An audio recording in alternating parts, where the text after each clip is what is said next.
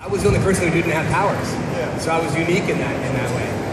When I had the powers of that army guy on the Halloween, I said, cut it immediately. And he would recall it from time to time, and I liked the fact that I was just a normal guy with a great pirouette.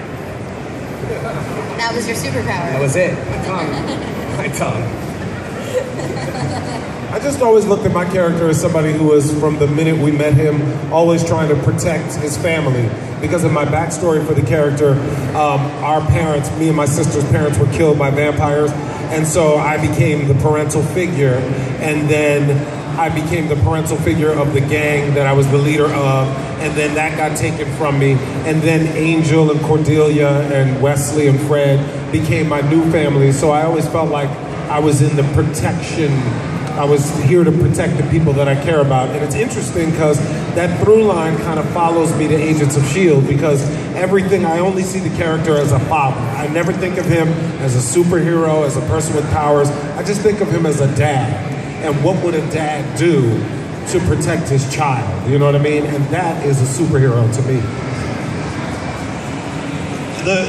The Whedonverse is just unlike pretty much any shows going on. I mean, every actor, every character to us geeks is iconic. I mean, up there with Star Trek, anything like that, and people love these characters and love the actors that play them.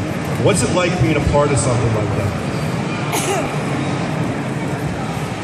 You know, it's kind of hard to answer because we're in the middle of it, you know? It's just been a part of my life for such a long time. And being on Buffy and kind of Joss's first thing, we were all kind of, it was really special because we were all kind of doing Joss, Allie, Sarah, we were all just kind of growing together and seeing this thing kind of happen and watching Joss become the star. You know, it was really great for me when I saw, I think season 3, Joss Whedon's Buffy the Vampire Slayer, you know? So seeing him get the attention, because there's a famous, what's that joke? It's like, did you hear about the dumb blonde who tried to fuck her way to the top? Yeah, she fucked the writer. And that's how writers were viewed back then. So it was neat to kind of see Joss become, I remember the first time I was at a Blockbuster and I saw there was this, it was like Whedonverse the magazine. I'm like, holy shit. So, I don't know, that was a long time ago, Blockbuster. Yeah. by the yeah. You guys remember Blockbuster is? Yeah. Some of you are too young for Blockbuster. They had more locations than Starbucks. Barnes & Noble. Oh, even Barnes & Noble. That was a long time ago. I think for me, what I love about being a part of the show is seeing the show still years later after it's been off the air, still new, younger generations discovering it and being fans of it, which to me is a testament to how good the show is. It's a show that people constantly rediscover, even though, I mean, we've been off the air for how long? 10 years? Jesus. 10 years. Just 10 years? So I mean, the fans, they're hardcore. They're definitely hardcore.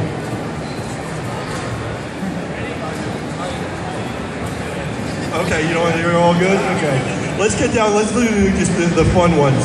Favorite villain from Buffy or Angel? Darla. I was going to say that too. I was going to say that too.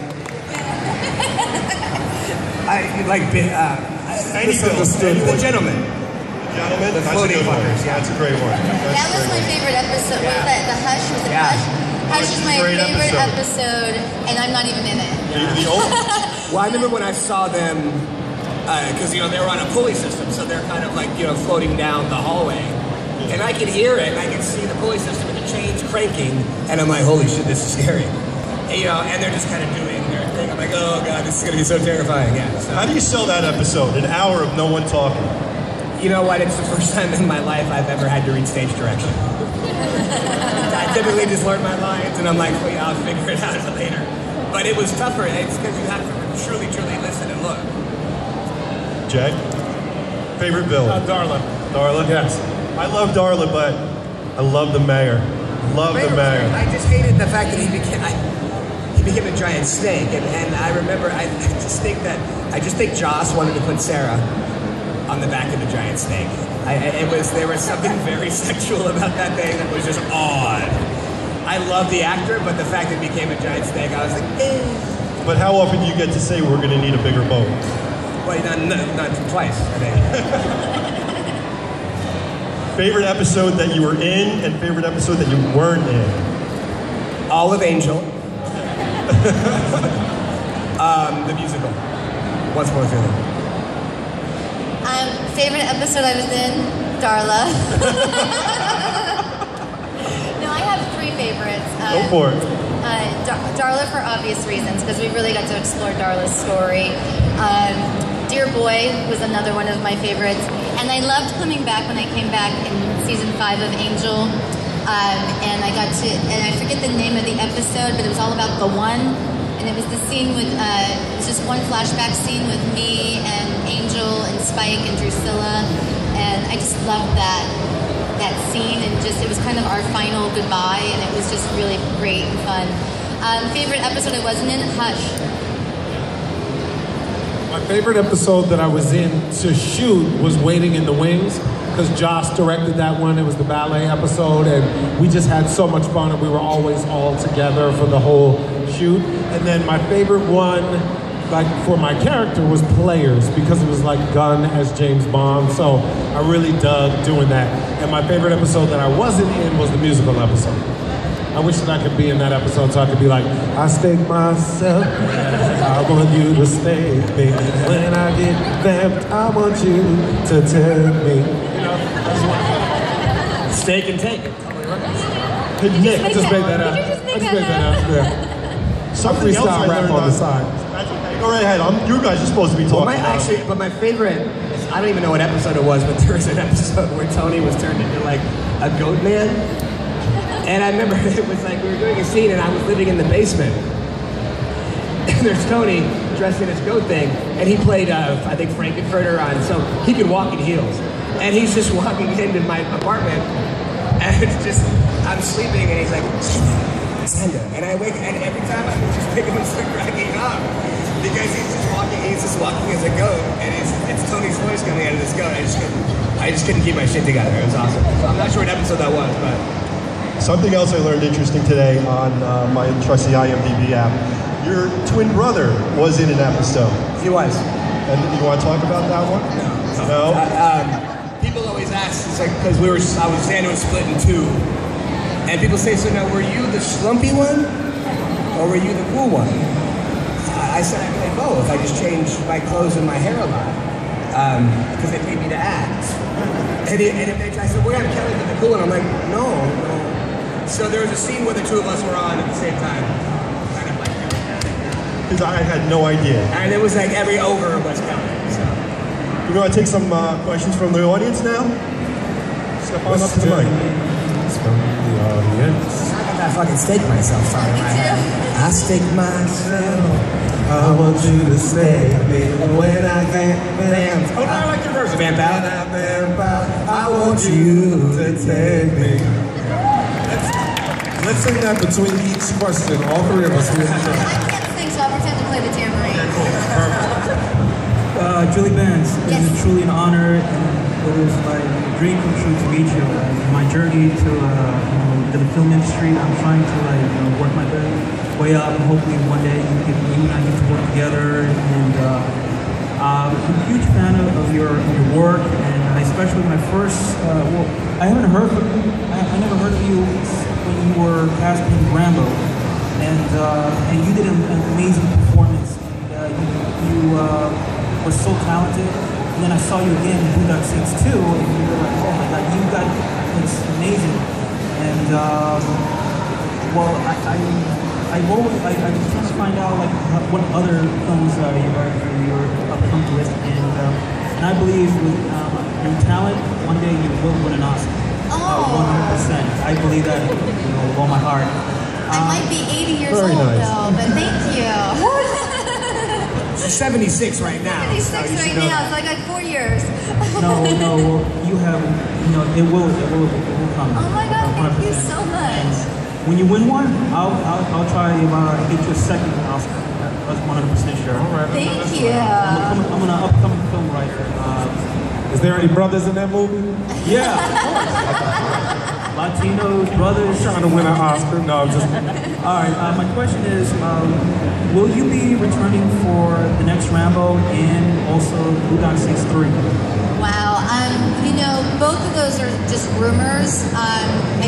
I know there's a script for Boondock Saints 3, and I know that I'm in it, so if it comes to fruition and that they get the money to make it, I'll definitely do it in a heartbeat. As for another Rambo, I mean, all I've heard is rumors that there's going to be another one. I don't know anything specific, but if it came down to it and they asked me to do it, hell yeah, I'd do it. Oh, wow. I had a great experience working with Stallone, and I had a great experience on that film, and I don't know if it would make sense for my character to be in another one, but... You be Rambo's girlfriend. I mean, you guys really? You got the chemistry between you. Just throw your big machine gun. You'll be fine. Yeah, right? Go from missionary to mercenary. Oh, and one more thing.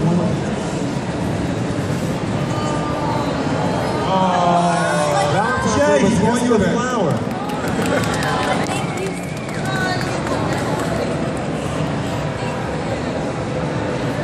We can do it over there. Thank you. That's so sweet. You ready? You ready? Oh, I stake myself. I want you to stake me. When I vamp out, I want you to take me. Go. Next question. It's an honor to meet all of you. I'm a big fan of both shows, and you know, Josh is really known for his character development, and your character's always so much change, especially, you know, from the beginning, you know, from what Xander was to what he became. So I just want to know, what do you guys feel? Do you prefer the earlier Xander, or when he was a little darker? You know, the same for all your characters. Did you like them more like when she was evil, or when she actually came to good? And you actually went through a lot of change, especially, you know. So I just want to know for you guys, what do you prefer? Do you prefer the characters in early on, or the development? Now, are you recording this as you ask the question? Yes. That's talent. Yes. Nice, good stuff. She's a one-woman Oprah Winfrey. It's weird because I really enjoy High School Xander, but there was an episode. Talk in the mic. Bewitched, Bothered, and Bewitched. I know. There's an episode where all the girls like me, and they kept referring to Xander as a nerd and a loser, and I took it personally, and Nikki took it personally. So I got sad, and my self-esteem was very low. So I enjoyed the high school years the most shooting. I'm not sure about character, but in regards to, I just like being around high school girls. Wow. I think for me, I have a hard time with change, so I love playing Darla as a vampire, and then when they brought me back in season 2 and they came and they told me that Darla was a human, I was really upset. And then I started playing Darla as a human, and I actually started really liking that. And then when they came and told me they were going to make her a vampire again, then I was really upset again. So it was, you know, I just don't deal well with change.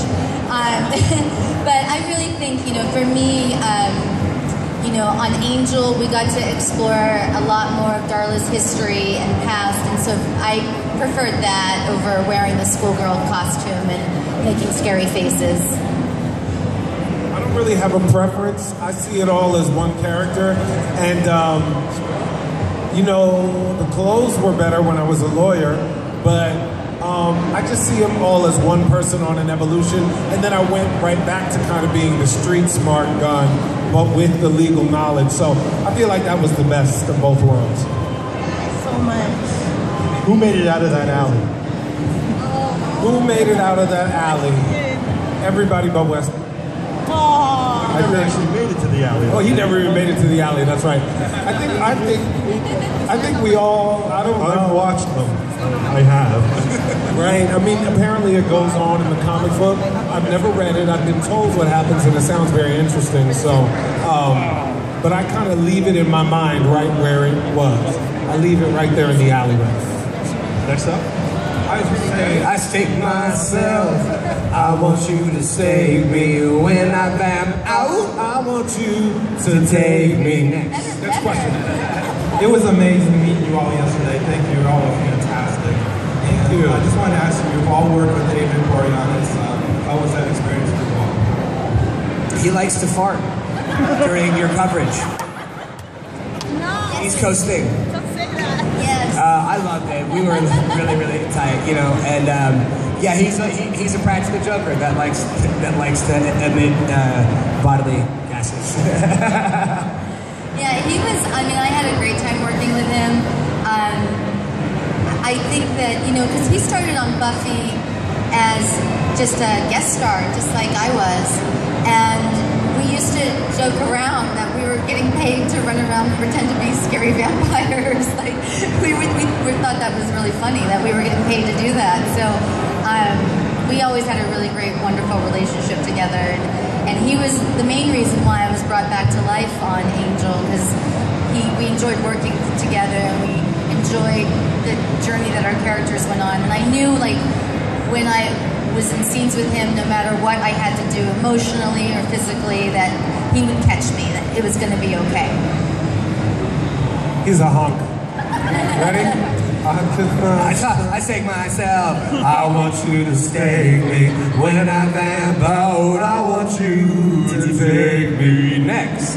I genuinely believe in all my heart that you two will win a Grammy someday. I do too. I think for this performance. And hopefully Kanye West will come up on stage and I'm gonna let you finish. I'm gonna let you finish. Beyonce, the greatest artist of all time. I'll be Taylor Swift. You'll be back. First, I just want to say that you can still play a high schooler, Julie. Isn't that awesome? Thank you. I'm a little old. How about me? No, you're not. You play the principal. I just wanted to know, since you got brought back to life so many times, when you died on Dexter, did you like try to say I can come back like the next season? No. I mean, it's kind of your thing, you know. it's my thing to die. I know. I die in everything. You know, on Dexter, I mean, Rita was obviously human. That was, you know, when they would kill me every time on Buffy and Angel, I always thought it was for good, and they'd be like, nah, you're coming back next week. You'll be back, don't worry. You know, but when you're playing a human on like a show that no one has any superpowers and you get killed, like you realize the finality of it. And I think for me, I had to go through a mourning process with Rita, more so than with, you know, Darla, because it was so final. It was so, like, it was the end of Rita, and there was no hope to come back. So, and I know what you're gonna say. No, I just asked, how long before you died did you know it was coming? I knew an hour before they put out the script. So, yeah. You have to read it. Right. They told me so I wouldn't have to read it, because they actually didn't put it in the script because they didn't want anybody to know. So, but I was shocked. I mean, I was more shocked than anybody. And my first reaction was, oh my God, I just lost my job. And my second reaction was, well, who's going to raise the baby? But that's how immersed you get with the character. I was so concerned about Harrison and like what was going to happen to him and who was going to take care of him. Actually, there's a funny story because when on Buffy, Buffy's mom, Christine. Joyce, yes, but Christine, she and her husband have bought some property in Italy, and we're going to move there for the year. So Christine went to Josh's office and said, hey, listen, we bought some property, we're going to be moving to Italy. And Josh is like, wait, you're going to be coming back, right? And she's like, oh yeah. He's like, good, because I'm killing you next year. So he knew ahead of time. He's like, you can't tell anybody, but he had already written the body in his episode, in his mind. So she knew a year before, because he needed her to come back to die. Does Joss actually ever kill anyone though? Doesn't eventually everyone will come back? No, I mean that's the thing. The only people that with Claire, like every episode, every script she would get, she would just go to the end to see if she was still alive. I had never had to deal with that because the Buffy, Willow, and Xander, we were told we were never going to die ever. So I'm like, oh wow, I didn't even think about that. People were wondering if they had a job still. And, but I mean, a lot of it, yeah, with the magic was introduced. I'm still hoping Anya comes back. I didn't like that at all.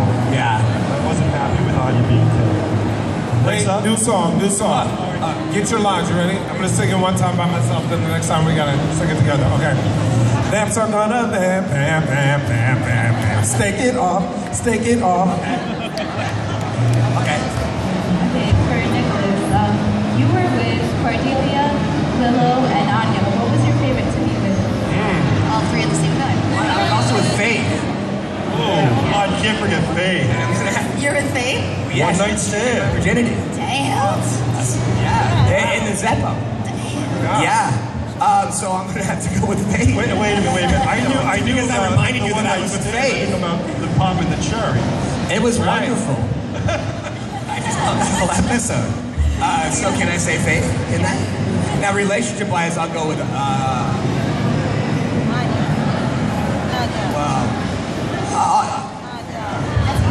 well, I know, but I love charisma so much, and I just don't want to go against Cece.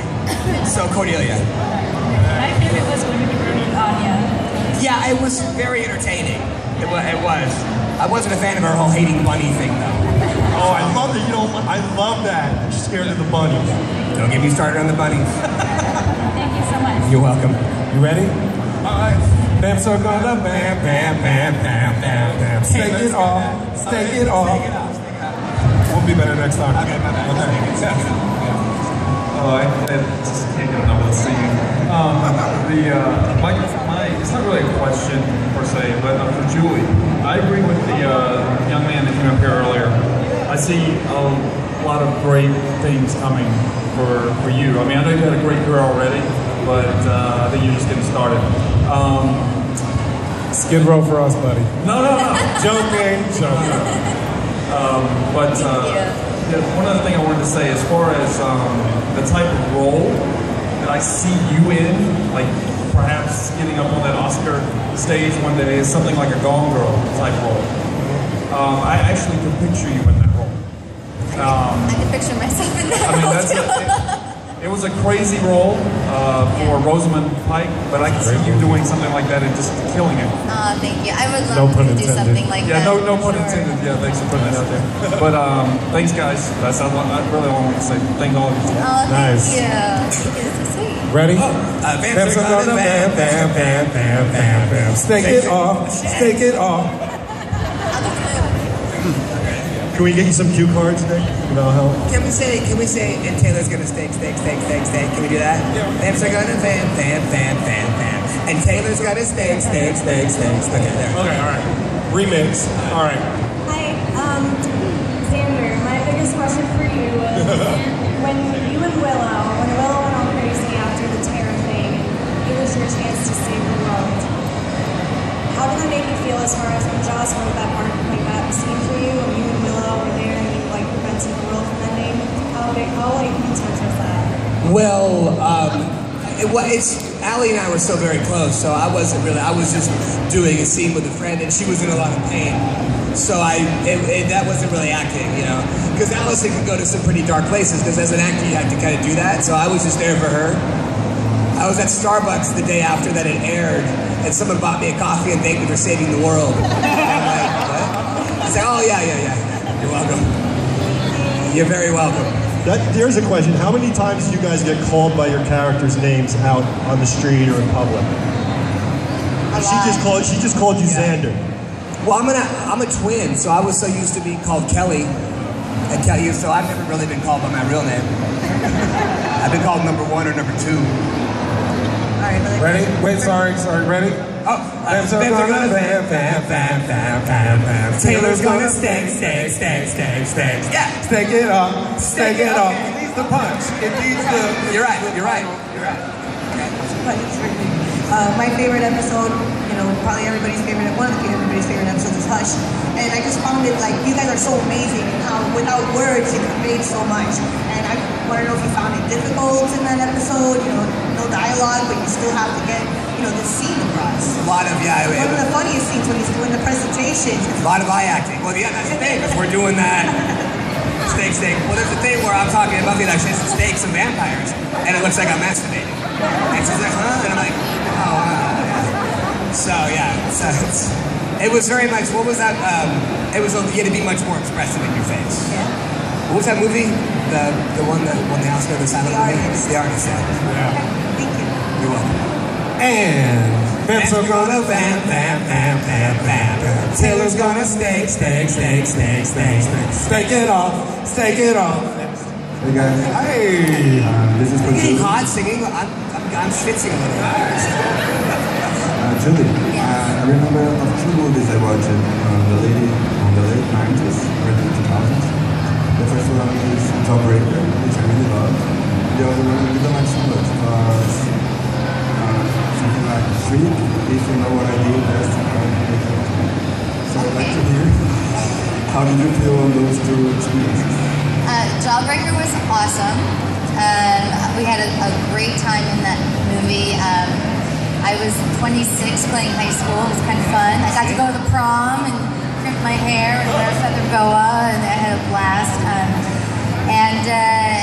Shriek, if you know what I did last Friday the 13th, is that the name of it? I think that's the name of it. I knew that movie was doomed because the director couldn't think past 3 lines, and in comedy, you're screwed if the director can't think more than 3 lines at a time. It ruins the rhythm and the flow of comedy. But I think the best thing about that movie and that experience was Danny Strong was in it, and Danny, who was also in the Buffyverse. Danny and I, every morning, he'd come to my trailer. We do an emergency every morning, and we just sit around and talk about how fucked the movie was and how horrible it is. And now, now Danny is like a big famous writer and he writes for Empire, the new show Empire. He created it. He's like a badass, and it's totally fun and crazy to look back on that film and just be like, we knew we were doomed from the first day on set, but we were getting paid and we made the best of it. I was the Kielbasa Queen in that movie. The Kielbasa Queen? The Kielbasa Queen. I wore a crown of kielbasa.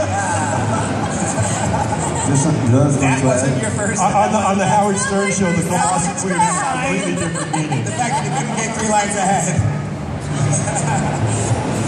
Just want to say also that I was really touched by your job as Rita. Oh, thank you. It was great to have you with the guys here about the Oscar. Oh, thank you. Thank you so much. I hope so. If I ever win one, I'm going to pull the 3 of you out. Thank you, guys. You're welcome. And Ben's gonna bam, bam, bam, bam, bam. Taylor's gonna steak it off. Steak it off. Next time, okay. Yeah, next time, all 3 of us with the choreography at the end. Steak it off, steak it off. Okay. With the right hand. Yes, with the right hand. Okay. Up here, though. Up here. All right. But Taylor steaks too, though. Are we gonna steak on Taylor? And then we all do. You're gonna steak on Solo, Taylor. I'm Taylor. And then you and I are steak it off. Steak it off. Okay, gotcha. For Jay, how was the character change being done the street tough to the legal jargon spewing lawyer? How was that for you acting? Well, it was interesting because I had to show up on the first day of the last season as the lawyer. The very first scene we shot was me in the courtroom doing that big scene where I'm taking down the bad guy with legal jargon. So it was a huge switch from anything that I had done, and we'd had the whole summer off, so I felt rusty. But it was really cool to be able to do something totally different after having been on the show for so long. So, I mean, I loved it. I loved every step that the character took, every turn. Thank you. Sam's are gonna bam, bam, bam, bam, bam, bam. Taylor's gonna steak it off, steak it off. Sir, we got that. He's just holding the mic. Come on, guys. Let's do all the heavy lifting. Who's got a question? We're gonna take this thing on the road. All right, for Nicholas Brendon.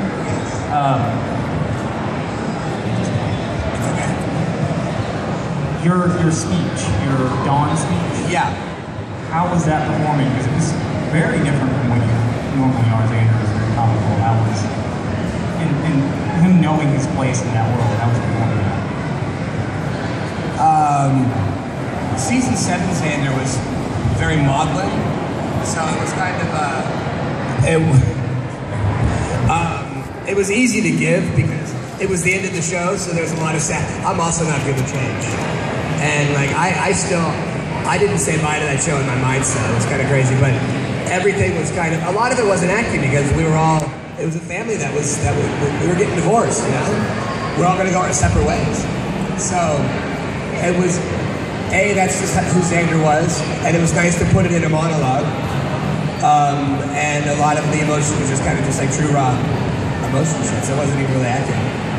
Are you still mad at Nathan Fillion for poking out your eye? No, see, here's what a lot of people don't know, is that season 5 or season 6 I got to work at Buffy, and then AD is like, Joss wants to talk to you. And I'm like, oh shit. I'm like, okay. So I'm in my trailer and he comes in and he's like, hey, I want you to know that I'm writing a show for you. It's a Western in outer space. And I was supposed to play the captain. It was written for me to play Captain Tight Pants.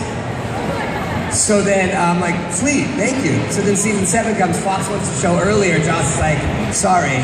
So Nathan comes, takes my eye out, and then takes my job.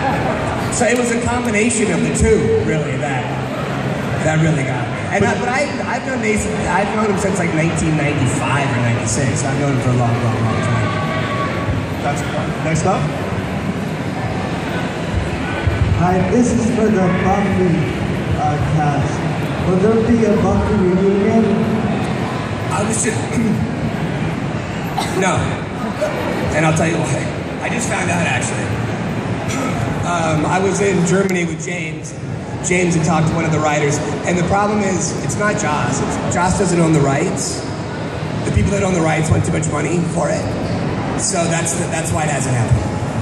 That's why there hasn't been any spin-offs or anything like that outside of Angel. There was, and I was like, really? That really sucks. There was talk a couple of years ago about the reboot without Joss. But that would just be with the people that own it. Yeah. So then, I think the fans shut that down. Yeah. Aren't they the same people that produced the movie? They are. Fran and Koskazumi. And those are their names. I love the movie, but it wasn't as good as the show. The movie? I liked the movie. I enjoyed it. It was not as good as the... It was a good thing the movie was so shitty, because otherwise it wouldn't have been a TV show.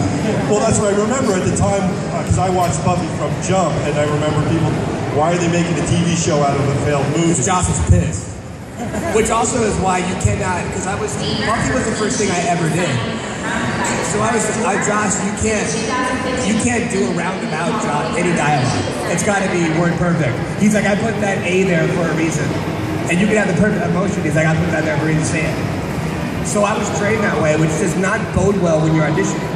Because when I audition and I fuck up, I start over again. Because it was like 8 years of that. And that's not, if you're auditioning, you have to kind of power through it. But yeah, so that was really kind of neat to be a part of that.